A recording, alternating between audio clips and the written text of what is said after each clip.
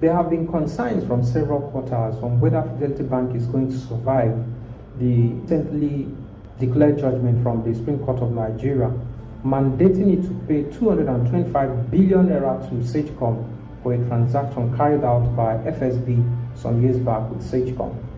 More so, a couple of my friends who have invested in the shares of the bank have reached out to me seeking my opinion on how and possible treatment that they should give to their investment in the bank.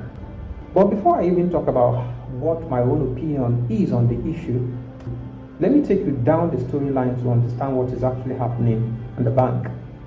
In 2002, a construction company called GCAPA PLC borrowed a loan of $3 million from FSB International Bank, using one of its properties in Ikoyi as collateral. However, the construction company was unable to meet up with the obligations of this loan, resulting to FSB International Bank wanting to take over and dispose this property and recover its funds. This move by FSB International Bank was not at home with GCAPA PLC, and then GCAPA decided to take the case to the court, which it lost. So, though GCAPA Construction PLC actually lost the case in the court, it wasn't mandated by the court to vacate the property, and so it was still in possession or was still occupying the property after the case. Be that as it may, FSB International Bank now sold this property to Sagecom. Sagecom at long run was unable to take possession of the property because GCAPA PLC was still occupying this property. Now, this is where Fidelity Bank actually come into this story. During the recapitalization policy of 2005 by CBN, FSB International Bank was unable to meet up with the capital requirement, which resulted to Fidelity Bank taking over FSB International Bank. Now back to the story.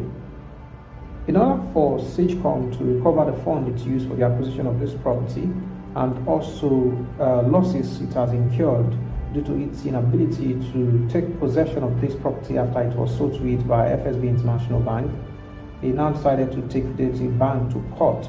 The case actually lingered from 2006 to 2018 when it got to the Supreme Court level. And just of recent, the Supreme Court actually gave out a judgment as regards to this case. And on the judgment of the Supreme Court, it has stated that Fidelity Bank is to pay Sagecom a total of $139 million. This isn't a child's play, as the Supreme Court has also stated that the exchange rate for the conversion should be as at today's exchange rate, which is about 1,620. This was actually what brought about the 225 billion naira liability method on that judgment.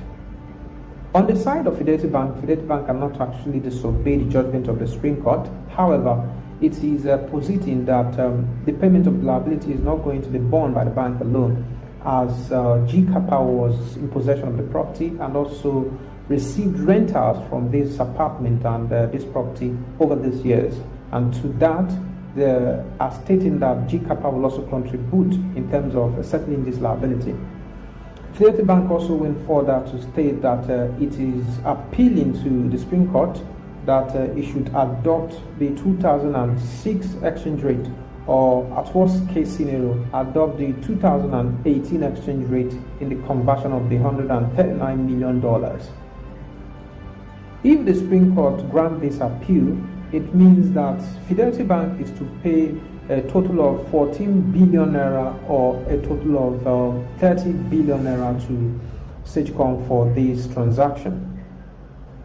And this is where the issue is at the moment. So we're actually waiting for the Supreme Court final judgment on the issue. It is on this basis that many people are speculating that if the Supreme Court fails to grant this appeal, that Fidelity Bank is not going to survive the payment of this liability.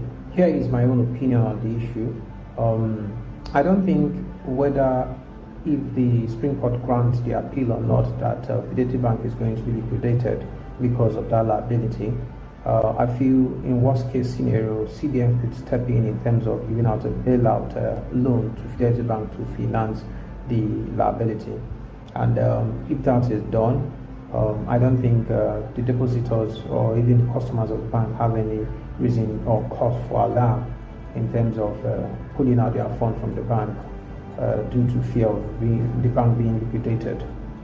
So on the side of the investors, I feel there might be some sell-off pressure or some panic selling of shares by some of the investors in the bank, which is going to affect the share price of the bank, and then possibly the investors might also be affected due to the projected fall in the share price of the bank.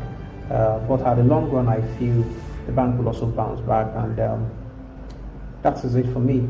I don't know what your opinion is. Drop your own comments and your own opinion on this issue on the chat box or on the comments section. This is on this juncture that will be drawing the curtain now today's discussion on whether Fidelity Bank is going to sustain or fail due to the judgment that is being awaited from the Supreme Court in terms of the case it has with Sagecom.